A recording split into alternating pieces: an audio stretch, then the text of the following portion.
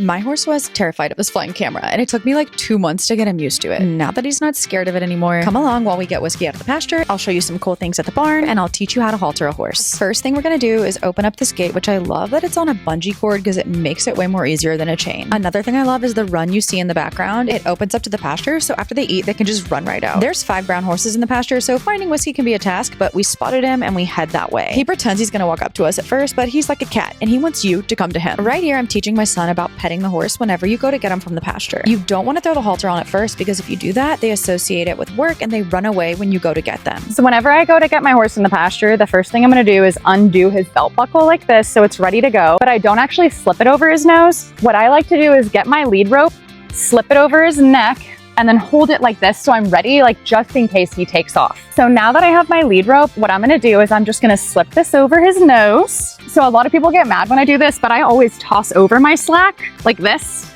because I want my horse to be super broke, and you can see it doesn't bother him, but I make sure it doesn't go in his eye. And then I go ahead and buckle it on the tightest buckle because this one's just a little bit big. And I'll share the rest in part 2 coming tomorrow.